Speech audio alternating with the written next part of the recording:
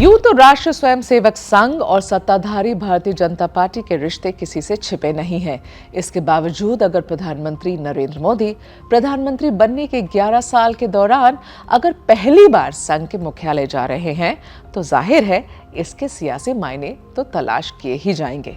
नमस्कार, मैं हूं मेघा प्रसाद और आज बात प्रधानमंत्री के नागपुर स्थित संघ मुख्यालय के दौरे की जो 30 मार्च को होने वाला है। दरअसल 30 मार्च वो तारीख है जब हिंदू पंचांग के लिहाज से नया साल शुरू होने जा रहा है। चैत महीने के नवरात्र का पहला दिन और राष्ट्र स्वयंसेवक संघ की विचारधारा के लिहाज से भी ये एक अहम दिन है। दूसरी बात यह है कि 30 मार्च को ही महाराष्ट्र के सबसे बड़े त्योहार में से एक गुड़ी पड़वा भी है और तीसरी बात यह कि 30 मार्च को वो तारीख है जो राष्ट्र स्वयंसेवक संघ के संस्थापक डॉक्टर केशवराम बलिराम हेडगेवार का जन्मदिन के तौर पर मनाया जाता है। तो 30 मार्च संघ के लिहाज से इस साल की सबसे अहम तारीख में से एक है और इसी दिन को प्रधानमंत्री नरेंद्र मोदी ने संघ के मुख्यालय में अपनी मौजूदगी दर्ज करवाने के लिए चुना है। अब जाहिर है कि इस तारीख का महत्व संघ के लिए तो है, लेकिन इसके राजनीतिक निहितार्थ भी हैं। और अगर किसी ने प्रधानमंत्री नरेंद्र मोदी के भाषणों, खास तौर से हालिया भाषणों को थोड़ा सा भी फॉलो किया होगा तो उसके लिए इस राजनीतिक निहितार्थ को समझना कोई रॉकेट साइंस का काम नहीं है। प्रधानमंत्री हमेशा से खुद को संघ के एक स्वयंसेवक के तौर पर मानते आए हैं।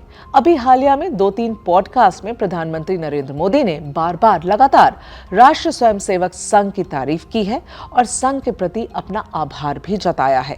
पिछले दिनों तो पीएम मोदी ने MIT के रिसर्चर लेक्स फ्रिडमैन के साथ अपने पॉडकास्ट में कहा, संघ के जरिए ही मैंने अपने जीवन का उद्देश्य हासिल किया है। ऐसे में जब 30 मार्च को नया पंचांग शुरू हो रहा है, नववर्ष शुरू होने वाला है, विक्रम संवत 2082 की चैत्र प्रतिपदा पड़ रही है, तो इस मौके पर प्रधानमंत्री अपनी मौजूदगी दर्ज करवाकर संघ के प्रति व्यक्तिगत तौर पर अपना आभार व्यक्त कर सकते हैं। अलग अलग भाषणों में, अलग अलग इंटरव्यू में संघ की तारीफ करना या फिर संघ के प्रति आभार व्यक्त करना और खुद संघ मुख्यालय जाकर अपना आभार व्यक्त करना, इसमें थोड़ा फर्क है और पीएम मोदी उसी फर्क को खत्म करने के लिए संघ मुख्यालय जा रहे हैं।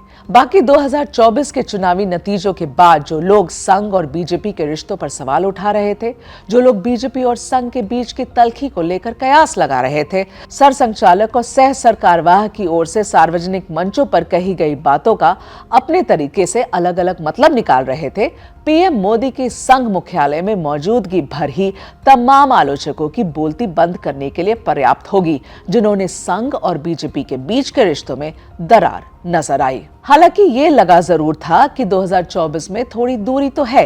इस बात को बल तब मिला जब बीजेपी अध्यक्ष जेपी नड्डा ने यह कहा कि शुरू में हम अक्षम होंगे, थोड़ा कम होंगे, आरएसएस की जरूरत पड़ती थी, आज हम बढ़ गए हैं, सक्षम है, तो बीजेपी अपने आप को चलाती है।